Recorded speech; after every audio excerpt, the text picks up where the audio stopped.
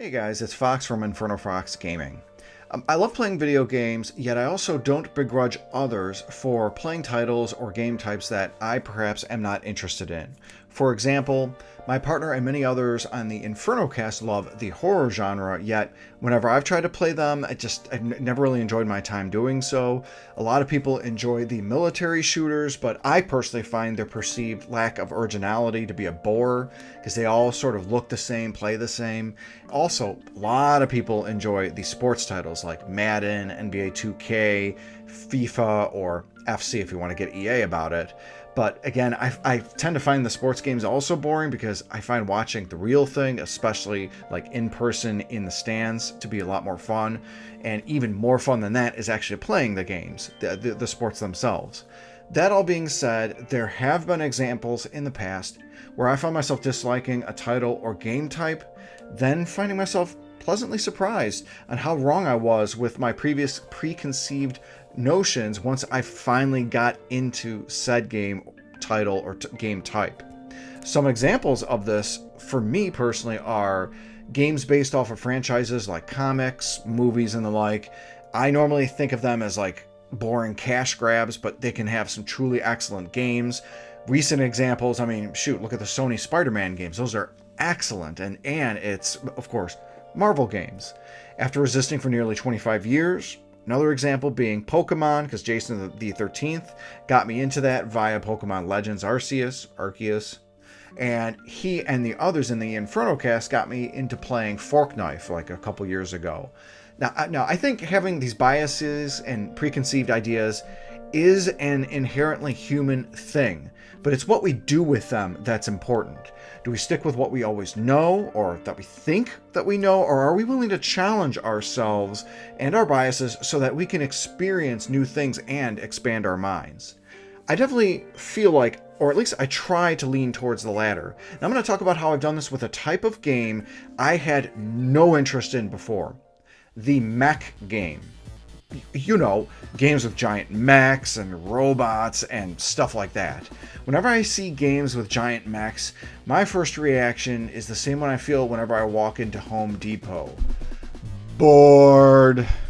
But let me tell you, as a homeowner, Home Depot can have some really cool stuff to spruce up your home, and mech games do have a lot to offer.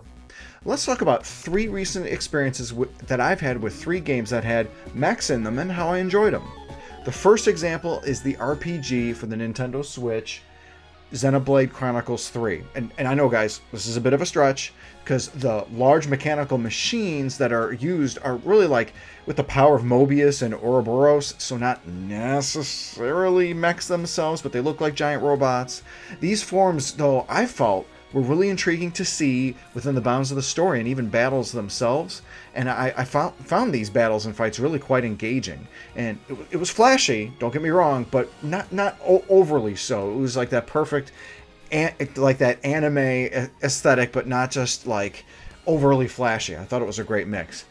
I suppose, though, Xenoblade Chronicles X would have been a better entry to talk about, as it literally has mechs called skells, but while I own Xenoblade Chronicles X, I've never actually played it. I'm still hoping against hope that it'll get ported or remastered. I don't want to have to dig out my Wii U from my display and grab the controller from storage and everything.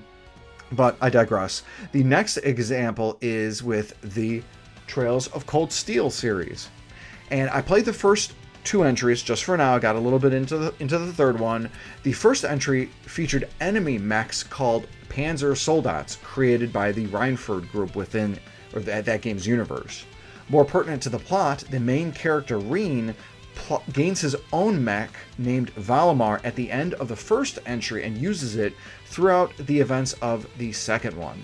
Battles featuring Valimar as the controllable body kind of played similarly to how summon-to-summon battles were in Final Fantasy X, though with a heavier kind of rock, paper, scissors like mechanic. It featured really high amounts of hit points being damaged, both received as well as being doled out. It was kind of a cool thing to see there. By keeping with the same JRPG turn-based mechanics that I was familiar with, it really helped to make these battles featuring Valimar a lot of fun. The last example that I want to talk about is my most recent one. It's really the seed of inspiration for this video. And that, of course, is Kirby Planet Robobot. When the game was released, I originally balked at the idea of Kirby losing all of his normal abilities and having to only use mech suits for levels.